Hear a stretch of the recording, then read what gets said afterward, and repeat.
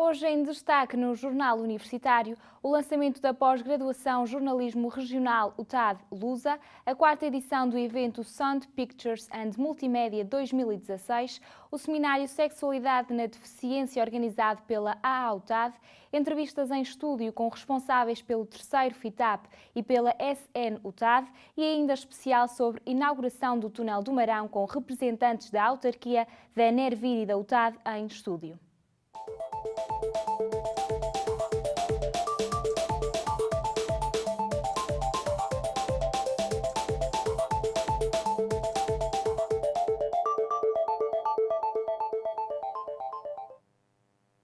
Boa tarde, sou a Daniela Sol e sejam bem-vindos ao Jornal Universitário. Decorreu ontem no auditório do Geociências uma conferência sobre jornalismo regional. Além do debate sobre este tema, foi apresentada uma nova pós-graduação que junta a UTAD à agência noticiosa Lusa. O auditório de Geociências abriu portas a jornalistas, investigadores e diretores de variados meios e organismos de comunicação social para a conferência UTAD-Lusa. Esta conferência teve como tema de debate o jornalismo regional e contou com diversos profissionais que puderam partilhar as suas experiências. Nuno Andrade Ferreira, jornalista da Média Comunicações em Cabo Verde, foi um dos presentes. Venho trazer um bocadinho a perspectiva cabo-verdiana do que é o jornalismo regional, porque em Cabo Verde é uma realidade que tem características muito particulares, que decorrem do facto do próprio país ter também ele características particulares. Para já, porque é um país arquipelágico, é um país pequeno, que tem 500 mil pessoas, e é um país onde o jornalismo regional se confunde com o jornalismo de âmbito nacional, porque, fruto da sua condição de país insular e da sua condição de país pequeno, as fronteiras entre o que é um jornalismo de âmbito nacional e o que é um jornalismo de âmbito regional acabam por se esbater. Trago alguns exemplos precisamente disso e de que forma é que essa gestão é feita, não só do ponto de vista editorial, mas também do ponto de vista empresarial e modelo de negócio que é aplicado nas empresas de comunicação social. Para além da partilha de experiências, foi também apresentado nesta conferência uma pós-graduação única no país, a pós-graduação em Jornalismo Regional UTAD-Lusa. Inês Aroso, uma das organizadoras do evento, explicou à UTAD TV como surgiu a ideia de lançar esta pós-graduação. Esta conferência surge no âmbito do lançamento da pós-graduação em Jornalismo Regional, UTAD-Lusa. Surgiu então, pensamos em fazer, em vez de uma apresentação formal, oficial, em que falássemos apenas sobre a pós-graduação, aproveitar o momento para refletir, analisar a questão da imprensa regional, do jornalismo regional e de proximidade. Por isso foi o pretexto do lançamento da pós-graduação, serviu para pensarmos, debatermos estas questões. Os principais objetivos, além do tal lançamento da pós-graduação, é colocar em debate questões muito importantes, na nossa perspectiva, no âmbito do jornalismo e também a nível social, que são, nós temos um país pequeno, mas com bastantes desigualdades e assimetrias a vários níveis, e acreditamos que um jornalismo regional de proximidade forte e com meios e recursos para fazer bom jornalismo serão importantíssimos, não só para o jornalismo, mas também em termos sociais. E foi com sala cheia que os profissionais puderam partilhar com os alunos as suas experiências e lançar a nova pós-graduação. Com a imagem de Ana Rita Carvalho, Sofia Esteves, UTAD TV. Realizou-se na UTAD o evento SPAM, 2 dias de aprendizagens registados pela UTAD TV.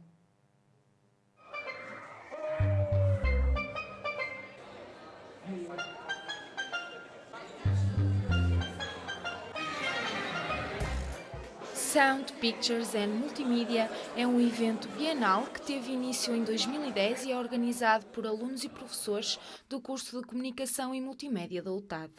O SPAM consiste em exposições de trabalhos de alunos do curso e palestras dadas por profissionais das várias áreas da multimédia. Participei no meu segundo SPAM.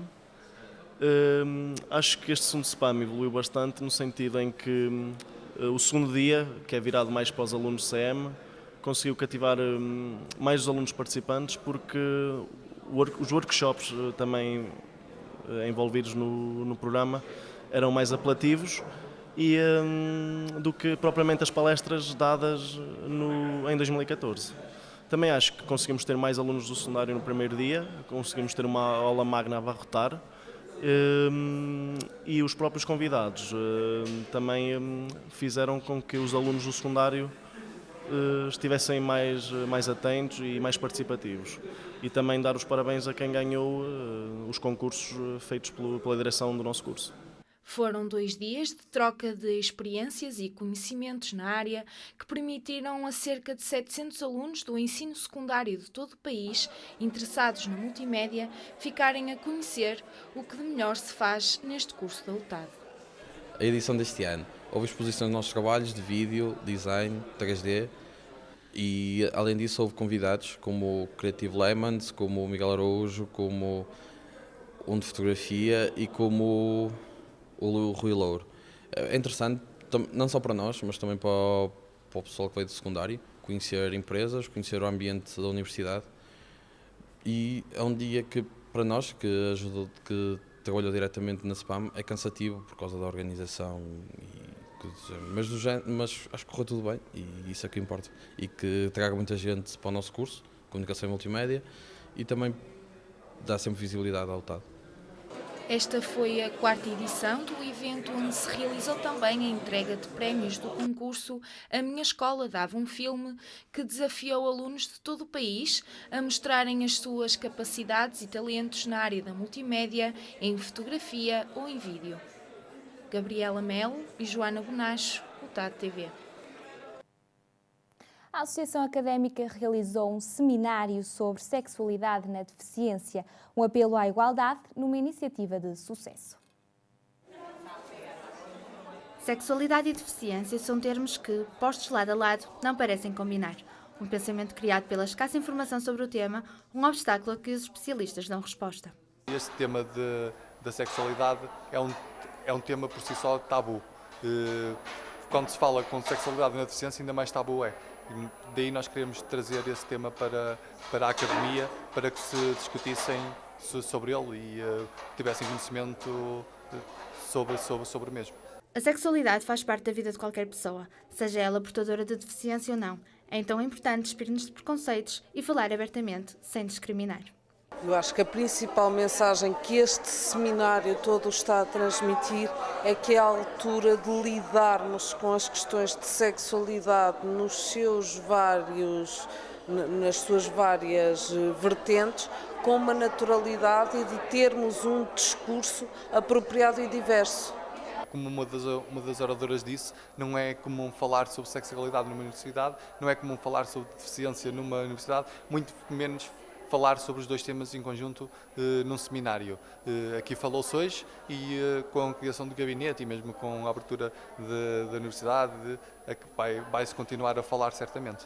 Perante um auditório lotado, o contentamento era geral.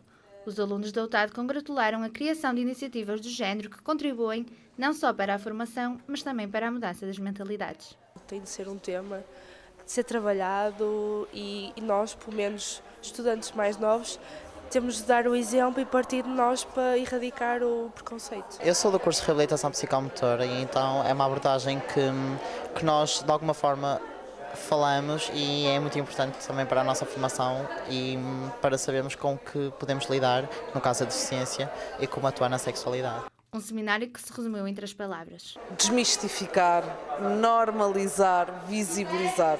Um seminário onde a quebra de preconceitos e a desmistificação de tabus foram os temas de ordem. Maria João Andrade e Teresa Peixoto, UTAD TV. Com o intuito de perceber o funcionamento e gestão das empresas, a UTAD TV esteve à conversa com Simone Canuto, consultora na área. Estagnação, pouca vontade de mudar e uma má gestão são características que não se enquadram nas empresas de sucesso. Quem o diz é Simone Canuto, perita em gestão de empresas. Se nós observarmos as empresas de sucesso, primeiro elas não estão paradas no tempo. Elas estão o tempo inteiro em pesquisa e atualização, em busca de novas soluções, em busca de novos produtos, em busca de redução de custo, porque hoje com a concorrência é difícil manter o preço. Com especialização em gestão organizacional, Simone conta já com vários anos de pesquisa, dos quais resultaram vários artigos e 2 livros publicados. Um deles sobre uma administração de qualidade. A questão da qualidade que nós buscamos aqui é procurar desmistificar vários processos. A qualidade, ela custa, mas muitas vezes ela custa tempo. Não é o dinheiro em si, é o tempo para parar e analisar aquele processo, parar e analisar como que o produto entra e como o produto sai, quem é a estrutura do meu cliente, onde eu quero chegar. E para chegar longe, a empresa tem de se focar em 5 principais qualidades. Plano de negócio, a equipe, a direção sendo realmente conversando a sério para conhecer em que ponto estamos e para onde queremos ir. Conhecer os seus colaboradores, seus funcionários todos e o que realmente o que eu tenho ali de estrutura. Conhecer a sua infraestrutura. A empresa está a funcionar? As máquinas estão a funcionar? Está parado? Posso trocar alguma máquina que gaste muito por uma que seja que gaste um pouco menos? Posso até comprar de segunda mão, não é? Conhecer a sua infraestrutura. E eu acho que o mais importante é conhecer o seu cliente. Pondo a sua experiência em prática, Simone nomeou uma gelataria de Vila Real como sendo um exemplo de sucesso. Então você tem a preocupação que eu notei aqui, esse foi um dos motivos de nós viemos aqui, é exatamente criar a infraestrutura para atender o cliente. Aberta há 2 anos e meio, esta gelataria mostra especial preocupação com os seus clientes. Acho muito importante não só ser diferenciado no mercado por ter vários produtos diferentes, mas sim a maneira como se acolhe, neste caso, os clientes e como se tratam. Para uma empresa de sucesso, um cliente satisfeito é o ingrediente principal. Carla Pimenta e Flávia Castro, UTAD TV. Ligar os estudantes ao mundo do trabalho, este é o objetivo das segundas jornadas de informática. Palestras e várias sessões de networking são os pontos fortes desta edição.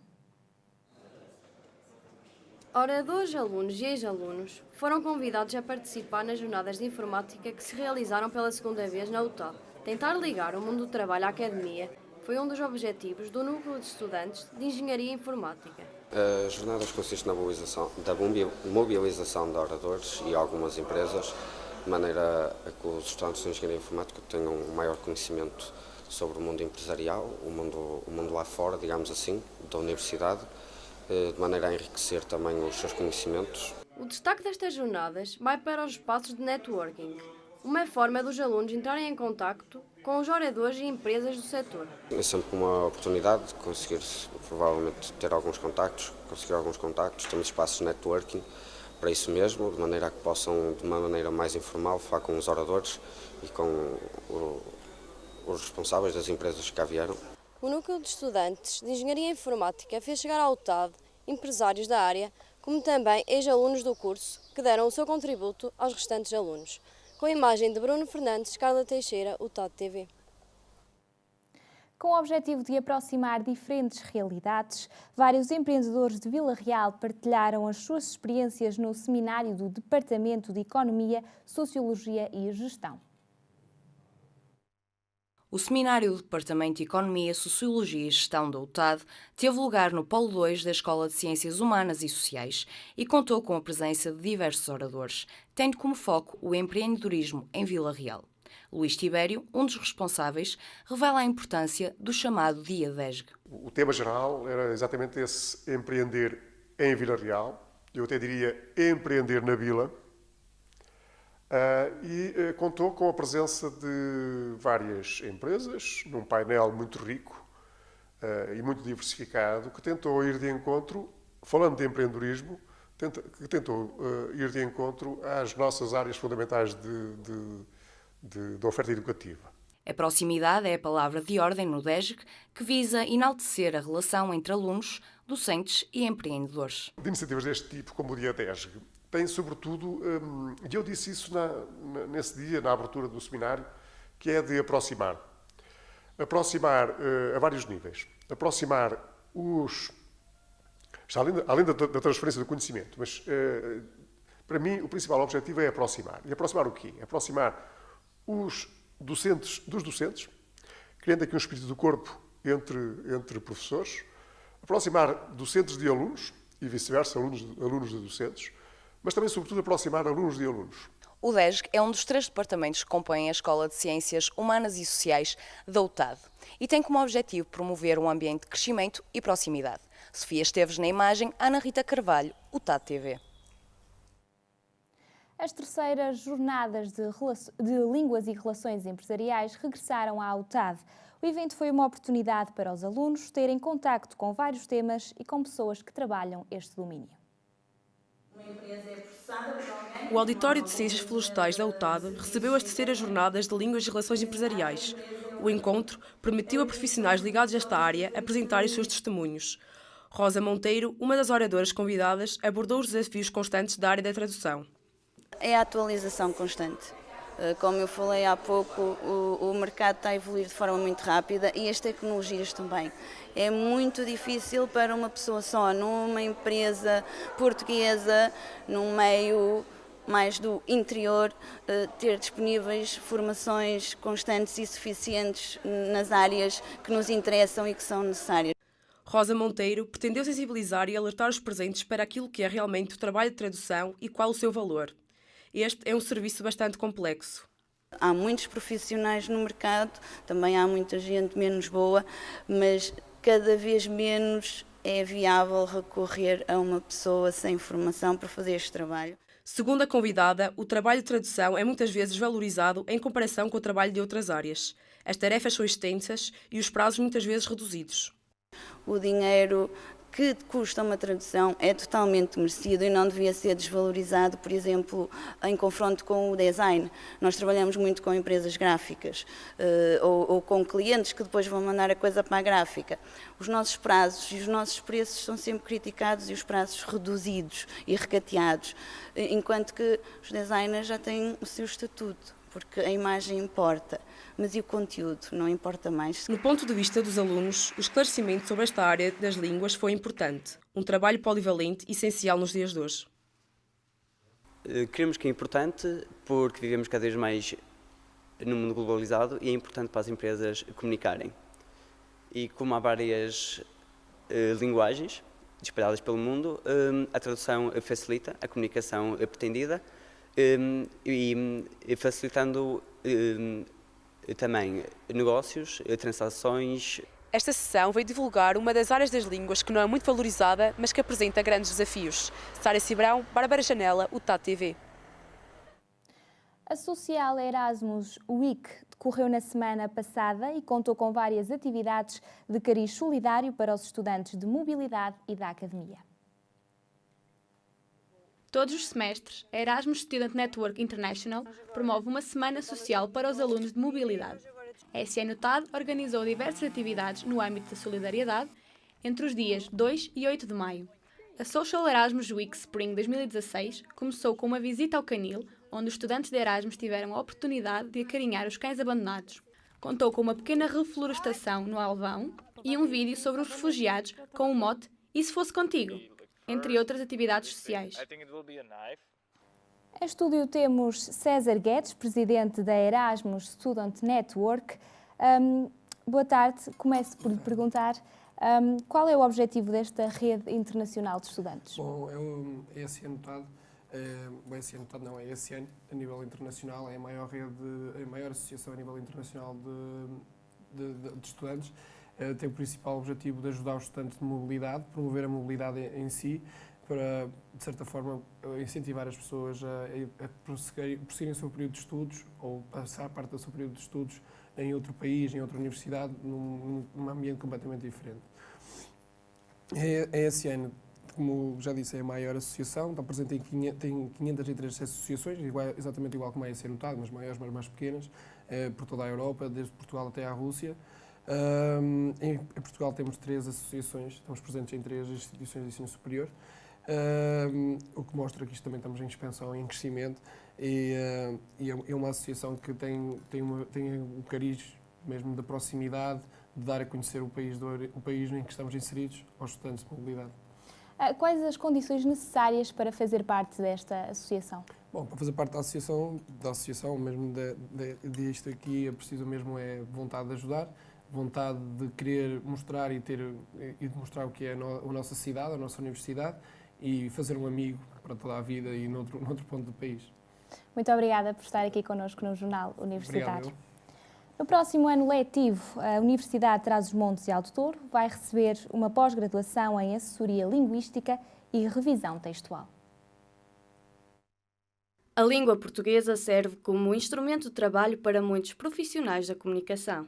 A pós-graduação em Assessoria Linguística e Revisão Textual procura encontrar soluções para problemas de eficácia do português. É precisamente no mundo em que nós temos tantos problemas ao nível da utilização da língua portuguesa, criar profissionais, pessoas capazes de refletir criticamente sobre a língua portuguesa e de forma que também poderem beneficiar as empresas em que trabalham. Desenvolver competências a nível de dificuldades linguísticas e aplicar formas adequadas nas mais variáveis situações são algumas das componentes. O objetivo é que nós possamos ter profissionais capazes de ter um olhar crítico sobre a língua portuguesa, portanto, questões do cotidiano e serem capazes de responder com qualidade, obviamente, a dúvidas e dificuldades decorrentes do uso da língua portuguesa. Para promover esta pós-graduação, irá realizar-se um workshop intitulado de Comunicar-se sem nódoas linguísticas, dia 19, no Complexo Pedagógico da UTAD. Está dividido em 2 momentos. No primeiro momento nós vamos ter o workshop Comunicar-se em Nódoas Linguísticas.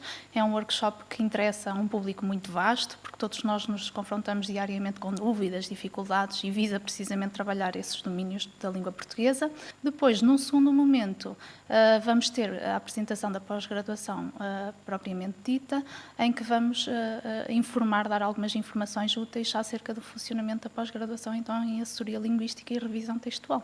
Em nome do bom uso da língua portuguesa, informe-se e comunique-se sem nódoas linguísticas. A UTAD foi palco das 5ª Jornadas de Investigação de Ciências da Cultura, um evento que apela ao desenvolvimento cultural de alunos e professores.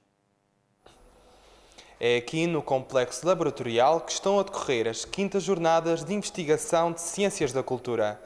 Desta vez vamos explorar as obras de Ferreira de Castro. Realizaram-se na passada quarta-feira, no Complexo Laboratorial, as 5ª Jornadas de Investigação de Ciências da Cultura. Ao longo dos últimos anos, praticamente desde o início do curso, tem vindo a organizar um evento. Portanto, os alunos, como parte da avaliação, organizam um evento. Este evento comemorou os 100 anos de vida literária do escritor Ferreira de Castro. A parte interessante é que não ouvimos falar só sobre as obras, mas também o que é que as obras trazem às pessoas. Contou com a participação de vários professores de diversas áreas. Para mim, enquanto docente, está a ser extremamente interessante porque a maior parte dos alunos que participam tem tido, se não todos, comunicações extraordinárias. Foi organizado pelos alunos e direção do curso do mestrado em Ciências da Cultura. Foi um desafio que foi lançado pelo Centro de Estudos Ferreira de Castro e também com o apoio da Reitoria da UTAD. Desde a sua criação, em 2009, que todos os anos letivos, os alunos organizam um evento enquadrado nas atividades do curso. Os alunos e os docentes estão a gostar da experiência e o debate tem sido interessante. Encerramos assim com mais conhecimento, imagem de Rita Marques, Carlos Chaves, UTAD TV. O Café Concerto foi o palco escolhido para receber Manuel João Vieira. No ambiente intimista, o músico captou a atenção do público. O Café Concerto foi o palco escolhido para esta noite atuar Manuel João Vieira. A UTAD TV está presente e mostra tudo. O Teatro de Vila Real tem apostado em pequenos eventos dentro do espaço Café Concerto. Manuel João Vieira, conhecido pelo estilo burlesco e satírico, gosto que surgiu há muito tempo, foi o artista escolhido para um concerto num ambiente intimista. Eu prometo que vou tentar fazer o melhor que posso, não é? Vou tentar cantar algumas canções que não fiquem muito mal e que não desafinar e não me enganar muito nos acordes. Com a boa disposição que o caracteriza, cativou e surpreendeu os espectadores. O Manuel João Vieira tem essa particularidade que é, não surpreende e surpreende ao mesmo tempo. Ele surpreende nos concertos e também surpreende sempre que pões o CD a ouvir. Sempre mesmo que tenhas ouvido aquela música milhares de vezes, está-te sempre a surpreender porque riste sempre quando o ouves. São vários os elogios ao músico português. Conseguiu cativar todos aqui em geral. Conhecido por alguns, incógnito para outros, Manuel João Vieira fez mais uma aparição em público. A promessa foi cumprida, o café-concerto encheu como sempre. Imagem de Rita Marques, Carlos Chaves, UTAD TV. A Ministra da Justiça inaugurou esta semana o Tribunal de Vila Real. Para o novo edifício foram transferidos os serviços da Instância Central Cível e Local Cível, bem como os serviços da Instância Central do Trabalho. Onde os tribunais fecharam, vai ser possível voltar a ter julgamentos, sim. Esta foi uma das sentenças ditadas pela Ministra da Justiça no final da inauguração do Tribunal de Vila Real, a comarca que mais tribunais viu encerrar com a reforma do mapa judiciário. Pode ver agora esses edifícios públicos serem reabertos. As boas notícias apontam no sentido, não da reabertura propriamente desses tribunais, mas da reabertura desses espaços no sentido da prática de atos judiciais. Significa que encontramos um modelo que permite aproximar as populações que vivem nos locais onde há tribunais encerrados da atividade da justiça.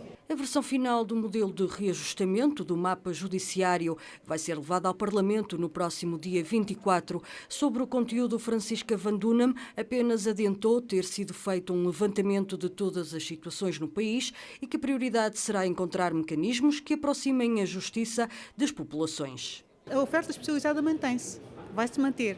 Agora, o que se vai fazer é encontrar mecanismos que permitam que, relativamente às populações que estão mais afastadas destes centros, que a justiça se aproxime delas. Não é reduzir a especialização, é, sobretudo, em dois segmentos que são segmentos importantes, que é o penal, em que é importante, em termos de prevenção geral para as comunidades, que os julgamentos sejam feitos nas localidades, e é a área de família e menores, em que notamos que havia grandes dificuldades relativamente a algumas populações de se fazerem a aproximação às secções centrais. Para Cada Marão ainda mandam os que cá estão. A revisão do mapa judiciário volta a estar em cima da mesa, garantias da Ministra da Justiça, Francisca Van Dunham, que veio inaugurar o Tribunal da Comarca de Vila Real. Está finalmente aberto ao público o Túnel do Marão. O Primeiro-Ministro marcou presença na cerimónia inaugural. 7 anos depois, foi finalmente inaugurado o Túnel do Marão. A cerimónia decorreu no passado sábado e contou com a presença de diversas entidades locais e nacionais. Ao discursar perante os convidados, o Primeiro-Ministro António Costa sublinhou a importância da infraestrutura para o país. Hoje é um dia histórico para o nosso país, com a inauguração desta infraestrutura.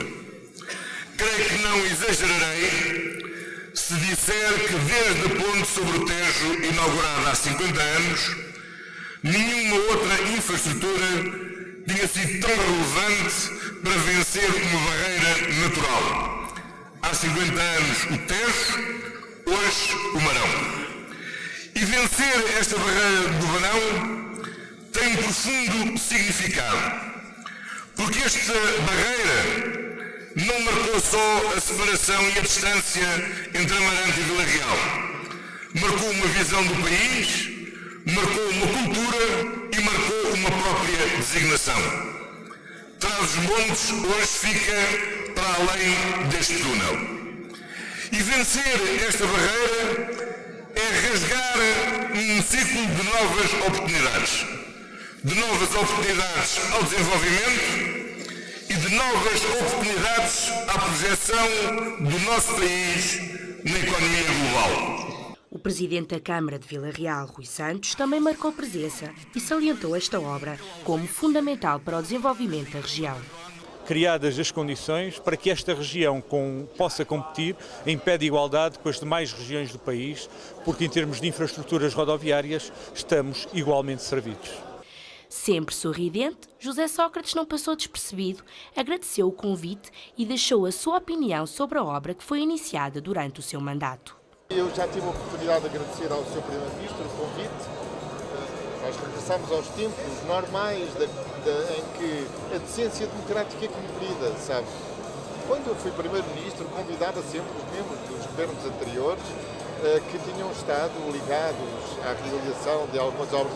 Agora regressamos a esse bom tempo. E todos aqueles que acham que o investimento público deve ser desprezado estão equivocados. Não há desenvolvimento sem investimento público. Com cerca de 6 km, o túnel do Marão irá tornar mais fácil e segura a ligação entre o litoral e o interior. A propósito desta nova infraestrutura, a UTAD TV foi para a rua saber a opinião dos transmontanos. Com a abertura do túnel do Marão, a UTAD TV veio para as ruas de Vila Real saber o que as pessoas acham sobre esta nova alternativa ao IP4. Qual é a opinião sobre o túnel do Marão? O que é que acha da abertura do túnel do Marão? Assim, a acessibilidade é sempre boa para nós e é mais cómodo, enquanto na rapidez da entrega dos nossos produtos e do nosso serviço também. Na minha opinião, a abertura do túnel do Marão é sem dúvida uma mais-valia para mim, que também sou estudante. A viagem não se torna tão cansativa como no IP4 e acho que sem dúvida merece ser prestigiada esta abertura, porque vai contribuir certamente para uma mais, mesmo para Vila Real, para a cidade, acho que vai ter mais gente e isso é sempre muito bom. Em termos de Roda Norte, de empresa e passageiros, que é a nossa missão, é melhor possível. Penso que temos toda a gente tira vantagens dessa situação. Foi bom a abertura, que poupa quilómetros, não poupa muitos, não vai poupar muitos quilómetros, mas acabamos por poupar em combustível e assim, a pessoa subir ao Marão, no Marão antigo, vinha atrás dos caminhões na eternidade e puxava muito mais, acabava-se por gastar muito mais gasóleo. Enquanto agora este tem 2 faixas, é sempre sossegado. Foi muito importante porque numa viagem Porto-Vila Real adianta-se 20 minutos. Isso é significativo e quanto mais longa for a viagem, provavelmente maior é o proveito. Mas aqui significa que eu não poderia até agora ter aulas às 8h30 porque era a hora de chegada do primeiro expresso aqui. Agora chego cerca das 8h15, 8h10. Lá estão os 20 minutos de adiantamento. Além disso, a estrada tornou-se com isto menos perigosa. A possibilidade de chegar mais cedo e de fugir aos perigos de uma estrada superada por ventos, montanhosa e às vezes coberta de neve, que era a IP4. Como qualquer corpo humano precisa das artérias para viver, também as artérias fazem as cidades. Penso que pode ser uma grande melhoria para Trás-os-Montes e Alto Douro. Eu gostaria de saber se, para além da abertura do túnel do Marão, vão fazer mais alguma coisa para dinamizar aqui a região. Senhor Vereador da Câmara Municipal de Vila Real, acha que o túnel do Marão vai trazer um maior desenvolvimento para esta região transmontano-douriense? Acha que em termos de turismo, mesmo turismo cultural, vai ser proveitosa esta via de comunicação? Para cá do Marão, a opinião é unânime. O túnel inserido na A4 que liga Vila Real a Amarante é uma mais-valia. Agora resta esperar que o desenvolvimento da região seja também uma realidade. De seguida, prossegue uma viagem pelo túnel do Marão, conduzida pelo Bruno Fernandes e pela Helena Margarida e respectivos convidados em estúdio. E finalmente há luz ao fundo do túnel. É verdade, Helena. Ao fim de 7 anos de obras e 390 milhões de euros de investimento, o túnel do Marão está finalmente aberto. A autoestrada que liga Vila Real a Amarante foi lançada em 2008 pelo então Primeiro-Ministro José Sócrates. O percurso foi seguido de Pedro Passos Coelho quando liderava o governo PSD-CDS e a inauguração do túnel do Marão foi feita pelo atual Primeiro-Ministro António Costa. É verdade. Vamos então descobrir como é que esta obra foi feita através de uma viagem feita pelas infraestruturas de Portugal.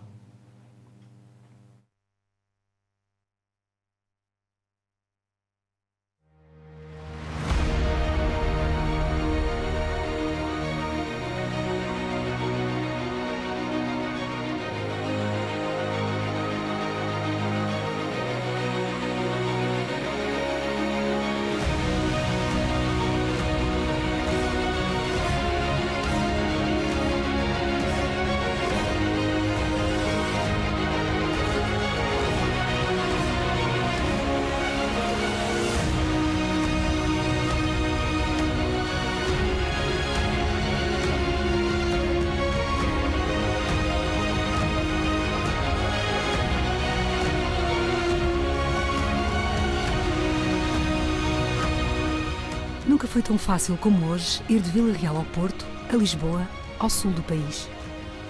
Ir de Amarante a Bragança e continuar até à fronteira para no país vizinho dar um salto a Zamora, a Madrid ou a Zaragoza, ou mesmo seguir pela Europa fora. A A4, autoestrada entre Porto e Bragança, configura um eixo transversal relevante da região norte do país, previsto no Plano Rodoviário Nacional e integrado na rede transeuropeia de transportes. Uma alternativa ao atual IP4 e à Estrada Nacional 15, que permite a mobilidade e a acessibilidade em melhores condições de circulação, com ganhos de tempo significativos.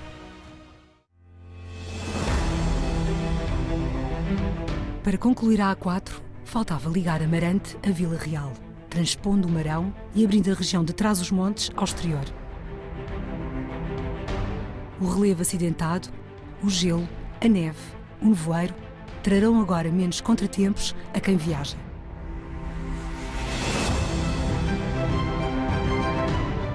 A A4 Amarante-Vila Real está pronta para ligar destinos. – 26 km de autoestrada, com 2 faixas de rodagem e 2 vias em cada sentido, que resultam de soluções de engenharia exigentes para ultrapassar vales amplos e profundos, serras e rios. 12 grandes viadutos, com destaque para o viaduto sobre o Rio Marão, o mais extenso e o mais alto.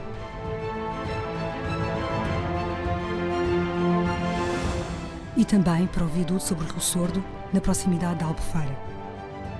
Imponentes aterros que implicaram estruturas de contenção, como muros de terra armada e de solo ao cimento, soluções adequadas para minimizar a interferência com a ocupação existente. E o túnel do Marão, com uma extensão de quase 6 km.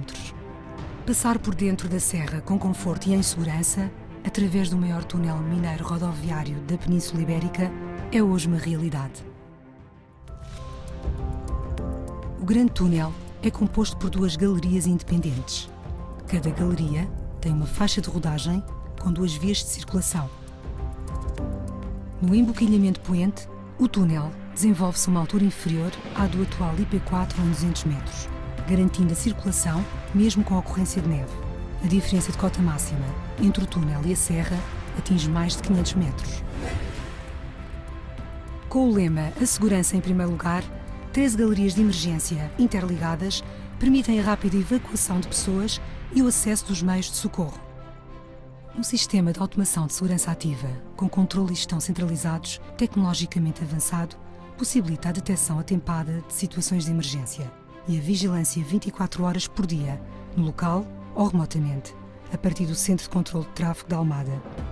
82 postos SOS, 470 altifalantes, 126 câmaras de videovigilância, 72 ventiladores, 12 km de cabos sensores de temperatura para detecção de incêndios, 56 sensores ambientais para controle da qualidade do ar, rede móvel e de rádio em todo o túnel, percursos de evacuação com sinalizadores luminosos, sinalização e mensagens variáveis.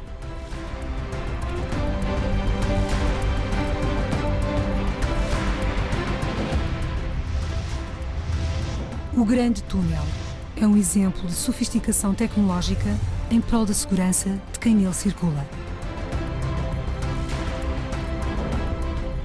Com mais de 90% da autoestrada em área classificada na Rede Natura 2000 e em território de matriz rural, as medidas de minimização dos impactos ambientais e sociais da obra foram cuidadosamente definidas e executadas. Garantir a permeabilidade da via para a fauna. Assegurar a qualidade dos recursos hídricos superficiais e subterrâneos. Minimizar o ruído. Preservar o património arqueológico e cultural. A autoestrada que hoje liga Amarante a Vila Real fica para a história como um projeto de concepção e de construção exigente, ganhador pelo grande empenho, profissionalismo e experiência dos que nela participaram. Numa obra sem registro de acidentes mortais.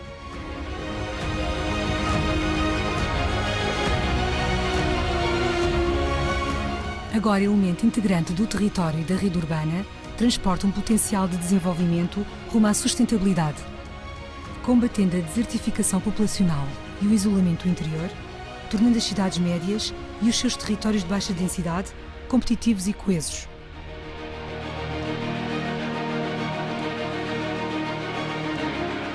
Esta é a obra do Marão, onde tudo está mais perto e mais seguro. Mais importante do que realizar o projeto é vivê-lo.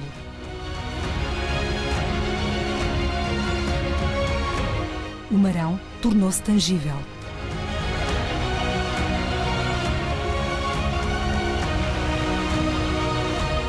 Infraestruturas de Portugal. Ligamos destinos.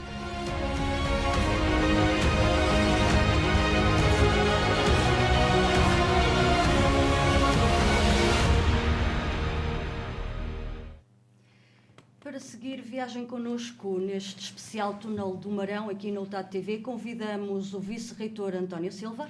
E também convidamos, à minha esquerda, Carlos Silva, vereador da Câmara Municipal de Vila Real, e Luís Tão, presidente da Nervir. A sinistralidade no IP4 foi um dos principais impulsionadores para a construção de uma nova via.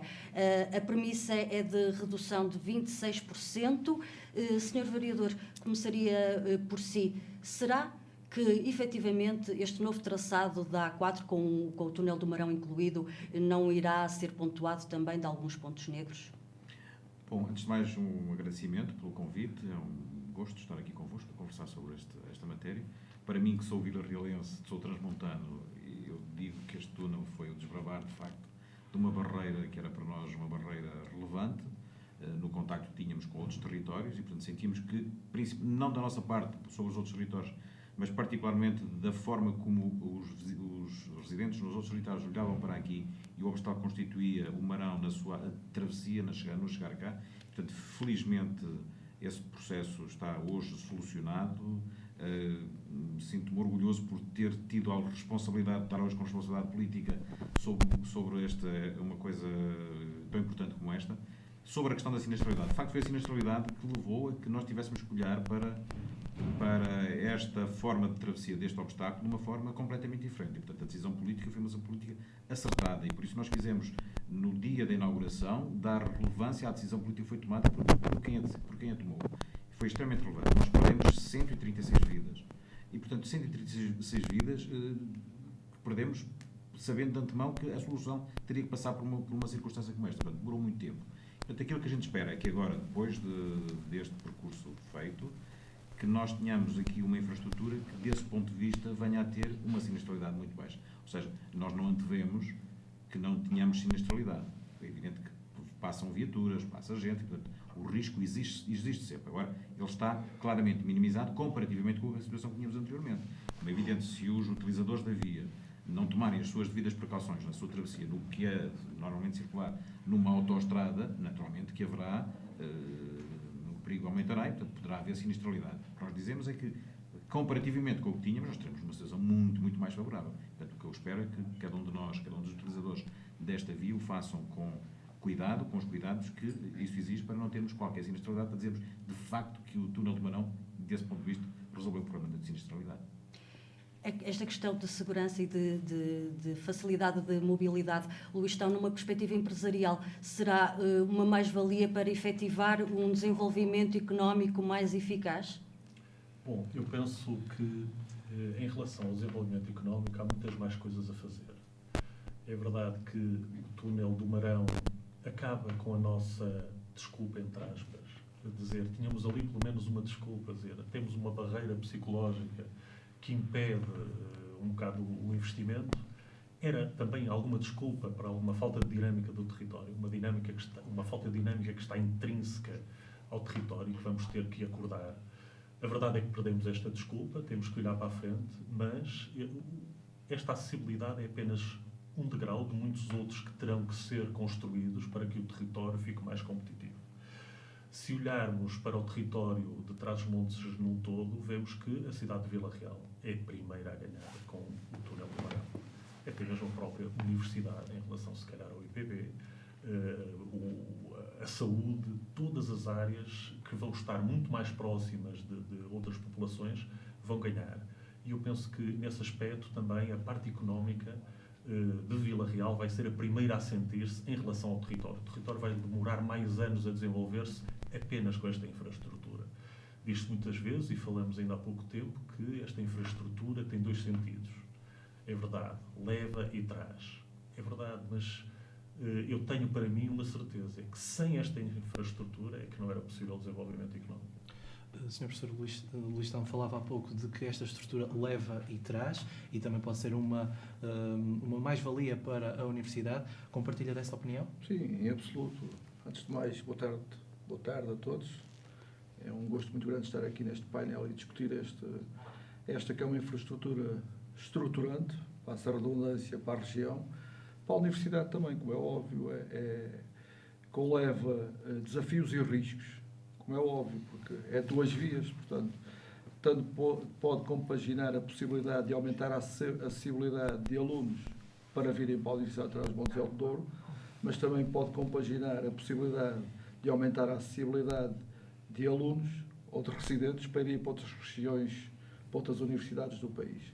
Mas a Universidade está habituada a esses riscos e os riscos, julgo que na vida se podem traduzir também em oportunidades. E para a Universidade é também uma oportunidade de se recentrar naquilo que acho que são as suas áreas críticas também que dão resposta às necessidades dos ativos do território em determinadas áreas perfeitamente identificadas e que podem servir de balão para o desenvolvimento da cidade, região e do território num todo, escalpelizando aquilo que são, e que também já foi dito, as questões da saúde e dos fatores territoriais agregados, como é o turismo, o ecoturismo, o enoturismo, o geoturismo, o património, a cultura, as questões da tecnologia e o ambiente, as questões agroalimentares, como muita gente fala no vinho, mas temos outras, temos os frutos secos, os frutos frescos, temos o azeite, a tecnologia da carne, portanto, tudo isto, a UTAD, com a massa crítica que tem, pode apoiar o desenvolvimento e a fixação de ativos e acompanha aquilo que foi dito, que também não é a infraestrutura que resolve todos os problemas, são necessárias determinadas medidas de discriminação positiva para que as coisas aconteçam de outra forma aqui no território de Trás-os-Montes e Alto Douro e em Vila Real. Fala da discriminação positiva, que tipo de ações? Tem alguma? Aliás, estendo esta pergunta ao restante painel também. Sim, já algumas que a questão das bolsas, do programa Mais Bolsas para o interior, mas há outras, a discriminação positiva, quer a nível dos impostos sobre as pessoas e sobre as empresas. Portanto, essa discriminação positiva é fundamental para fixar as empresas e as pessoas, que é para diminuir aquilo que é o êxito que tem ocorrido e a desertificação do interior. Mas também há coisas que nós temos que fazer. A própria Universidade tem um papel determinante naquilo que é a ligação entre os ativos que saem da Universidade e o tecido empresarial, a nível do incentivo ao empreendedorismo de base local e científico. O empreendedorismo das próprias pessoas serem estimuladas a criar o seu próprio emprego. Portanto, são um conjunto de iniciativas todas que, em conjunto, podem aproveitar a estrutura e não é a estrutura que vai, ou o túnel Marão, que vai resolver todos os problemas, como é óbvio. Partilham dessa opinião também? Eu posso, assim, há aqui um aspecto que é relevante. O túnel é um dos fatores, não é aquele que vai resolver o problema. E, portanto, no conjunto de fatores que contribuem para o processo de desenvolvimento, o processo de desenvolvimento é ele próprio multifacetado, com múltiplas variáveis, esta é uma variável relevante, mas não é a única variável. E, portanto, como foi dito aqui, nós precisamos de adotar políticas que olhem para o território, com as particularidades que esse território tem, para conseguirmos colmatar essas deficiências que os territórios apresentam. Nós não podemos continuar a ter políticas públicas que olham para todo o território como se todo o território fosse igual. Porque o território, de facto, não é igual. As instituições são completamente diferentes em função do local onde estão. E estamos aqui na Universidade, só para ter um exemplo. A Universidade de Trás-os-Montes, da Universidade de Trás-os-Montes Alto Douro, gostaria de estar em pé de igualdade com a Universidade de Coimbra, com a Universidade de Lisboa. Não pode estar, porque a particularidade não é essa. E, portanto, o que os decisores políticos, têm que perceber é que há particularidades distintas da Universidade de Trás-os-Montes que têm que ser valorizadas e apoiadas. E se a gente olhar para estas realidades com os mesmos olhos, e tratando tudo por igual, naturalmente que as instituições que estão em territórios mais debilitados, naturalmente também elas terão essas debilidades e serão claramente penalizadas comparativamente com outras do litoral. E, portanto, o que nós defendemos é que tem que haver, de facto, políticas públicas que olhem para os territórios com as suas particularidades e políticas desenhadas para esses territórios. Quando a gente fala que a discriminação positiva pode ser uma forma de colmatar essas deficiências, às vezes sim, mas é de discriminação positiva com vários aspectos. Desde o aspecto fiscal, desde o conjunto da acessibilidade, dos custos de contexto, por exemplo, das estradas. Como é que é possível, num território com estas habilidades, nós temos uma autoestrada como a Seja A24 com os custos mais altos por quilómetro do país? Isto não é aceitável e, portanto, os residentes destes territórios não se podem calar perante estas injustiças e estas incorreções.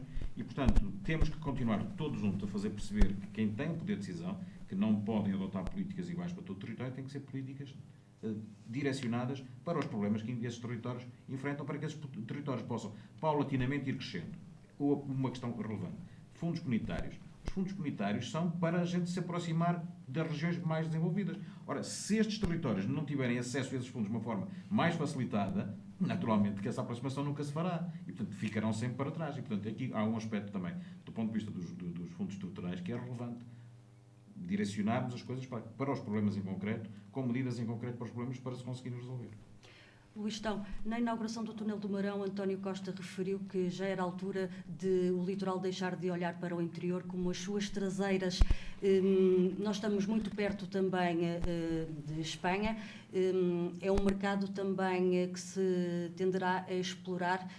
Toda esta ligação de não só os 26 km de A4, mas também a autoestrada que liga Vila Real a Bragança, é uma abertura de mercado aos 50 milhões? É assim, eu penso, sinceramente, que não. Esse mercado já está aberto. Nós estamos num mercado global que, independentemente do local onde a empresa esteja, repare, eu posso ter a empresa na Serra da Estrela e posso estar a vender para todo mundo, não é? A questão depois que se põe é em que condições, como é que eu levo esses produtos ao aeroporto Sá Carneiro, como é que eu levo esses produtos ao Porto de Leixões para exportar para todo o mundo. Ou seja, eu até simplificava as coisas dizendo assim, se eu tiver 10 milhões de euros para investir, que razões é que eu tenho para investir em Trás-os-Montes e não, por exemplo, na Maia, que tenho todas essas ferramentas ao meu dispor. Nós precisamos de argumentos, no fundo, que nos discriminem e que digam sim, aqui o empresário, apesar de estar mais longe, agora mais perto, mas no entanto a uma distância diferente, tem um certo tipo de vantagens e o país todo tem a ganhar, não é só o interior. Ganhando o interior tem o país a ganhar, porque o interior para 2040 a projeção é perder 1/3 da população. E isso, quer dizer, o problema é do interior, mas é do país todo, não é? E o mercado cada vez é mais global, mais competitivo e o que precisamos na realidade é de ferramentas de discriminação positiva que nos deem argumentos de atrair investimento. Só com investimento e com empresas é que seguramos a população. E o caso do interior ou dos territórios de baixa densidade trata um bocado disso, que é estancar a saída da população, segurar massa crítica para que haja algum futuro na nossa terra. Eu só queria, se me fosse permitido, só fazer um pequeno comentário, aqui uma observação que o Luistão aqui referiu. Quando o Primeiro-Ministro se refere a que temos que olhar para estes territórios com olhos completamente diferentes, eu peço discordância, só tem a ver com isto. É que, de facto, o nosso país está muito litoralizado e, portanto, todos os centros de poder ou decisão estão no litoral, esquecendo muito deste território que está para o seu interior. Território que tem gente, que tem economia, que tem vantagens competitivas e, portanto, é esse princípio que a gente tem que perceber.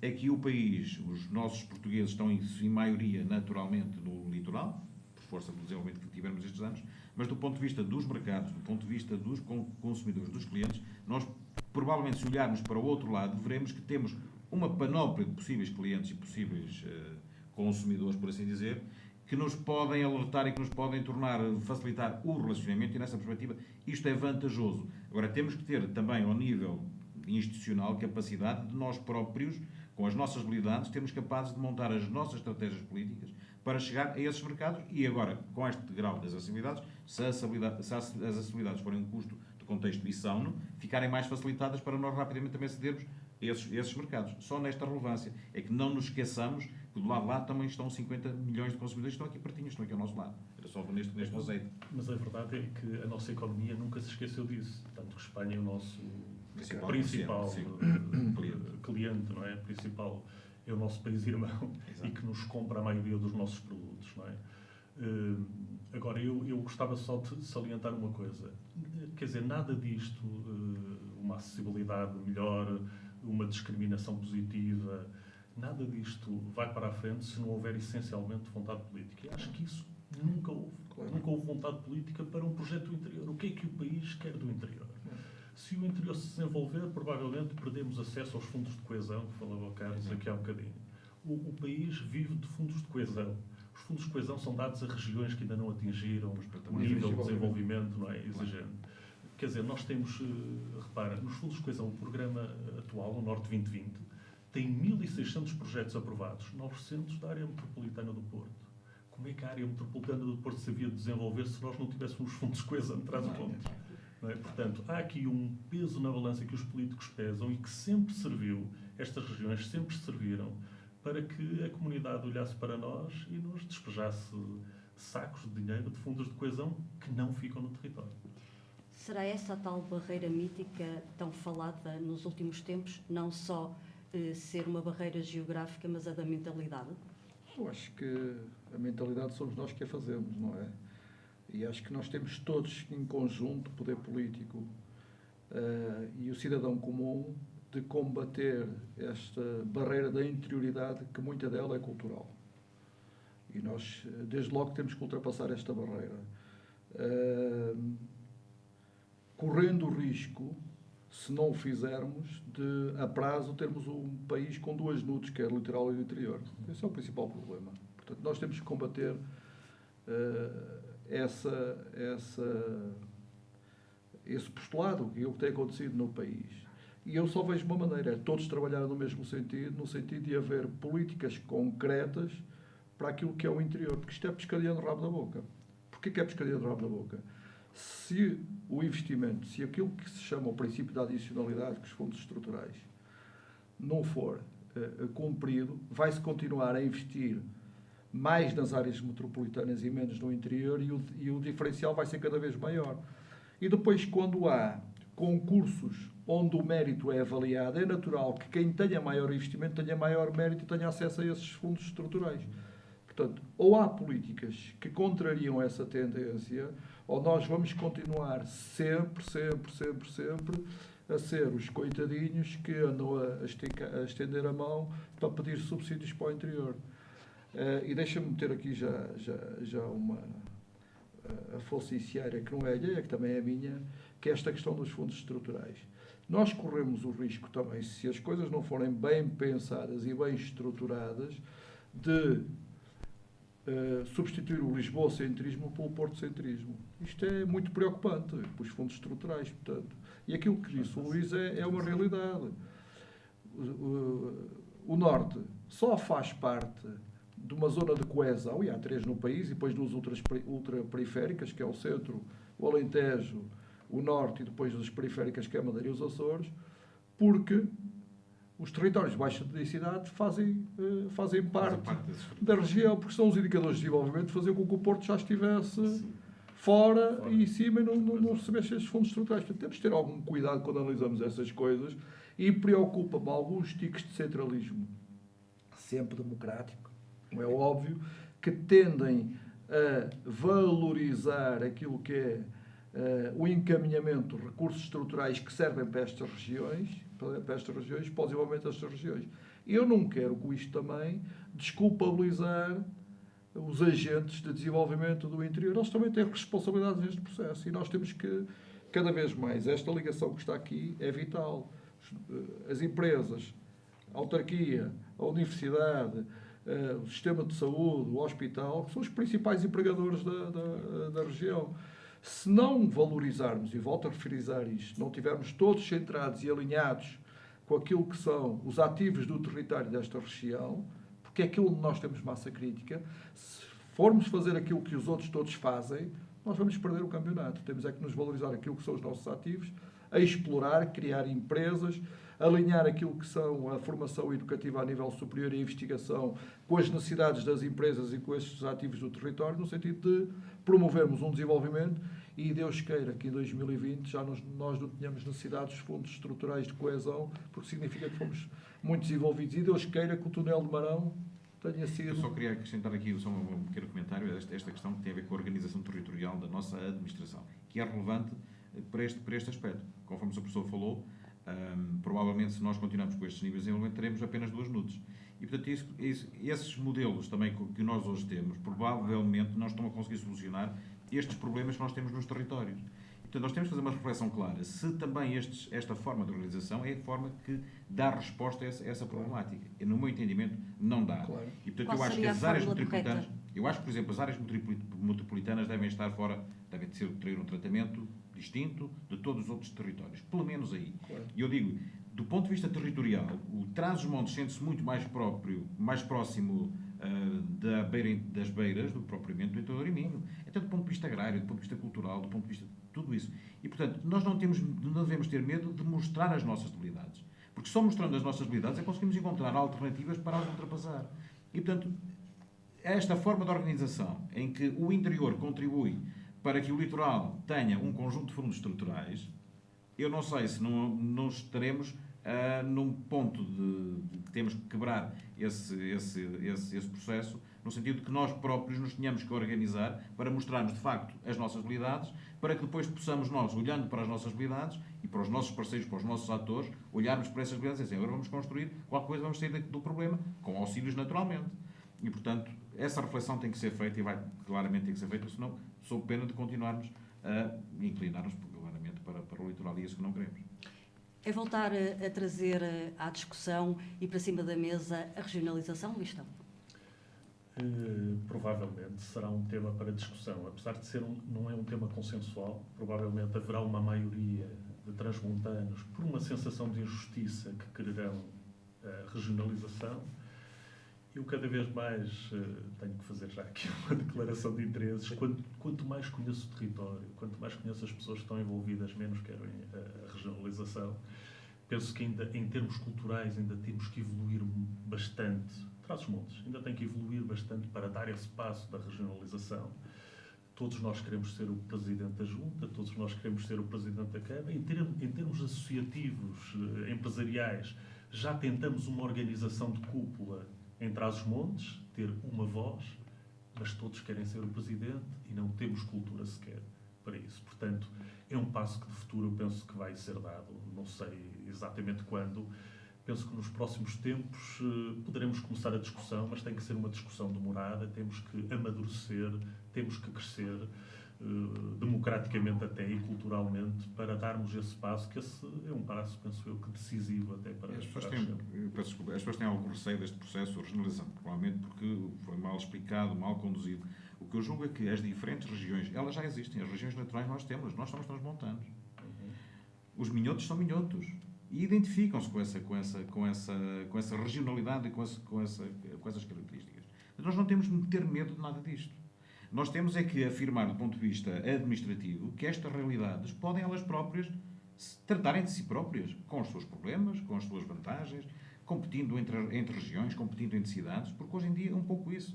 E nós não temos de ter medo de nada dessas coisas. É evidente que temos que criar alguns patamares sobre os quais não podemos ultrapassar. Há aqui questões nacionais, de integridade nacional e outras coisas.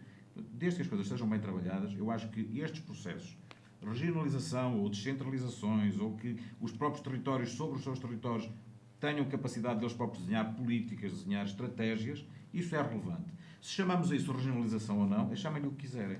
O que eu julgo é que quem está cá sente os seus problemas, é capaz de, cada vez com menos gente, ter mais dificuldade hoje de desenhar as suas políticas, as suas estratégias, porque não tem menos know-how, mas se o não fizermos rapidamente, então não teremos nenhum. E Quando não temos dinheiro, não teremos... Então a regionalização será uma forma de ultrapassar É uma essas forma, pode ser uma forma. desigualdades. Chama-lhe regionalização, chama-lhe o que quiser. Que nível de exatamente. Nós podemos... Nível 1, 2, 5, não é? E podemos ter... Patamar é que... Exatamente, e podemos ter passos sucessivos de aproximação a um patamar mais desenvolvido desse processo regional. Mas podemos ir fazendo esses processos. Os processos de centralização que, por exemplo, o Governo tem vindo a defender, que quer implementar, são relevantes. Que haja decisões políticas e estratégias políticas tomadas ao nível local que possam ser desenvolvidas naturalmente com os atores desse próprio território. Isso é extremamente relevante. Porque é que tem que ser desenvolvida uma política ou na CCDR, no Porto, ou em Lisboa? Não faz sentido. Não faz sentido. Desde que as coisas estejam bem balizadas. Até onde é que se pode ir? Quais são os suportes financeiros que vão suportar essas políticas? Porquê é que nós próprios não havemos de as desenhar? Porquê que não? Porquê é que temos que ter medo dessas coisas? Porque provavelmente quem hoje tem o poder tem receio de perder algum poder. E a grande questão que a gente sentiu foi um pouco essa. Quando se desenhou o processo de regionalização, quando se começou a discutir o processo de regionalização, aquilo que foi a nossa percepção foi que esse processo implicava que havia transferências de alguns poderes dos poderes centrais para poderes mais localizados nos territórios. Portanto, havia perdas de poder. E aqui é que foi o grande problema. E num sistema democrático como o nosso, em que o peso eleitoral dos territórios do litoral tem mais peso que os do interior, claro, sobrepuseram-se. Agora, tem que haver capacidade política de fazer essa reflexão e de, conforme tiveram os governos tomaram a decisão de avançar com o túnel do Maranhão contra tudo e contra todos, porque vos digo que foi contra tudo e contra todos, quem teve a coragem política de tomar essa decisão, nós o que precisamos é de capacidade política para tomar outras decisões que são elas fraturantes, como esta, por exemplo, de os próprios territórios desenvolverem as suas políticas que desenvolvam os seus territórios. Agradecemos terem vindo até aos estúdios da UTAD TV para esta conversa sobre o túnel do Marão. E por aqui é tudo.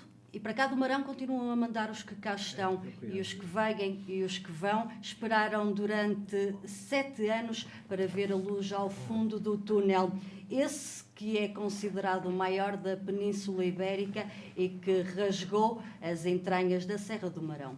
O túnel continua a ser, e espera-se que seja um motor de desenvolvimento da região, agora que está aberto, e espera-se também seja um motor para que a desertificação do interior pare. Bem-vindos ao Reino Maravilhoso. E chegou ao fim mais um jornal universitário, o último deste ano letivo. Em nome de toda a equipa da UTAD TV, despeço-me e desejo encontrar-vos desse lado já em setembro. Até lá, visita o nosso site e está atento a todas as novidades.